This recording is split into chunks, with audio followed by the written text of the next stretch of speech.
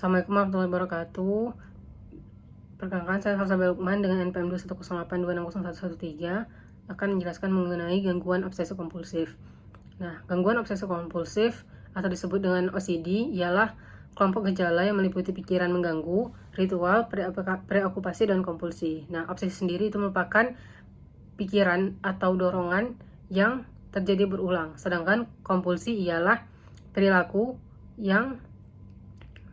tertentu yang terjadi berulang, yang mana keduanya itu mengganggu dan bersifat tidak diinginkan. OCD sendiri sering menyebabkan peningkatan kecemasan dan kesusahan dan hendaya kegiatan. Adapun epidemiologinya, rata-rata onsetnya itu terjadi pada orang berusia 20 tahun, tapi juga dapat terjadi pada masa anak-anak. Kemudian dengan presentasi perempuan dan laki-laki sama banyaknya. Adapun etiologinya bersifat multifaktorial yang saling berhubungan. Yang pertama itu ada faktor biologis, contohnya seperti ada gangguan pada penyampaian neurotransmitter, kemudian genetik, bisa juga karena psikososial. Kemudian biasanya pasien OCD ini memiliki komorbid seperti gangguan depresi, fobia sosial, penyalahgunaan obat-obatan, konsumsi alkohol, kemudian gangguan kecemasan lainnya seperti gangguan cemas menyeluruh, PTSD, kemudian ada tic disorder, ada gangguan somatik, gangguan makan, dan punya riwayat tic. Kemudian gambaran klinis dari pasien OCD itu ada 4 gejala utama, itu ada kontaminasi, yang mana dia ini obsesi tentang kontaminasi diikuti dengan perilaku mencuci atau membersihkan untuk menghindari objek yang terkontaminasi. Kemudian yang kedua itu ada sikap ragu-ragu yang sifatnya patologis. Ya, ini obsesi tentang ragu-ragu diikuti dengan perilaku mengecek apakah contohnya seperti biasanya berhubungan dengan hal-hal yang berbahaya, misalnya mematikan kompor. Dia sering berulang-ulang mengecek apakah kompornya tadi, misalnya dia bepergian, kemudian dia mengecek apakah kompornya tadi sudah mati atau belum, dan ini terjadi secara berulang gitu. Nah, kemudian yang ketiga adanya pikiran yang intrusif, yang mana dia ini biasanya tidak diikuti dengan perilaku kompulsif. Biasanya pikiran berulang berhubungan dengan hal-hal seksual atau tindakan yang agresif. Kemudian yang keempat itu ada simetri.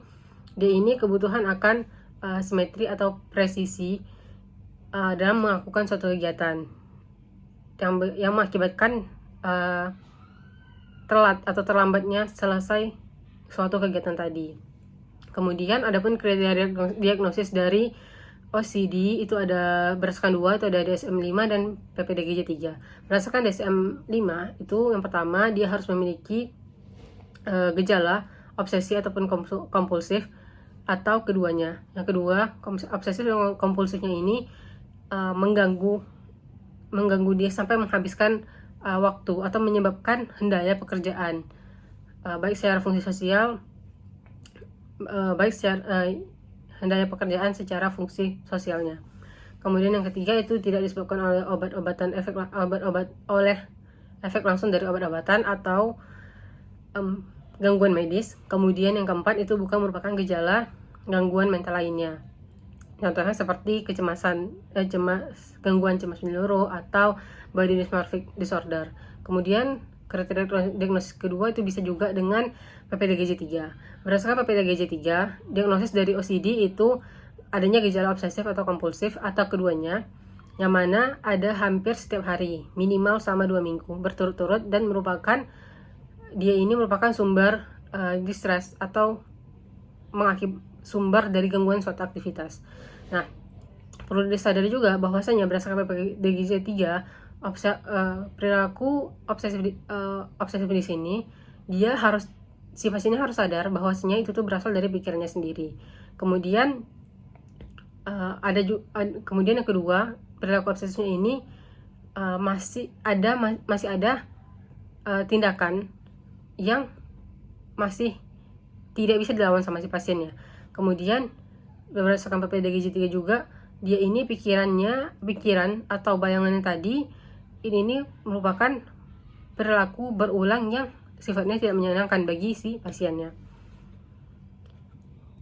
Kemudian dapat terlaksana dari OCD yang pertama itu bisa menggunakan obat-obatan psikofarmakologi. Yang pertama itu ada clomipramine dengan dosis 3 kali 25 mg. Kemudian yang kedua itu ada antidepresan golongan SSRI atau selective serotonin reuptake inhibitor. Contohnya seperti fluoxetine dengan dosis 2 kali 20 mg atau bisa diberikan sertalin 2 kali 50 mg. Yang mana SSRI di sini berfungsi untuk menghambat reuptake dari serotonin. Kemudian terlaksana juga selain dengan obat-obatan farmakoterapi bisa juga dilakukan dengan psikoterapi. Yang pertama itu ada terapi suportif berupa dukungan emosional yang nantinya terapi suportif ini juga diharapkan dapat mendorong perkembangan coping dari si pasien. Kemudian psikoterapi yang kedua itu bisa juga dengan terapi kognitif, yaitu bertujuan untuk mengganti pola pikiran-pikiran negatif si pasien. Kemudian yang ketiga itu ada behavioral terapi atau terapi perilaku, yang mana dia ini berfungsi untuk mengubah kebiasaan buruk yang merugikan, terutama saat terjadinya episode manik dan depresinya. Serta behavioral terapi ini juga berfungsi untuk membantu mengenali pemicu dari terjadinya gejala si pasien. Adapun prognosisnya itu 20-30% itu akan terjadi perbaikan secara signifikan. Sedangkan 40-50% menunjukkan peningkatan yang sedang. Sedangkan 20-40% tadi pasien dengan gejala kronis, pasien akan memiliki gejala kronis atau memburuk. Kemudian prognosis tingkat kekambuhannya itu akan meningkat setelah penghentian obat. Adapun saat terjadi depresi sekunder akan terjadi peningkatan rasa ingin bunuh diri.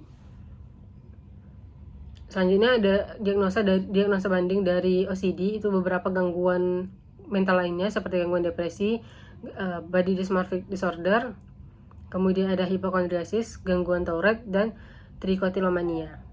Mungkin sekian presentasi dari saya. Assalamualaikum warahmatullahi wabarakatuh.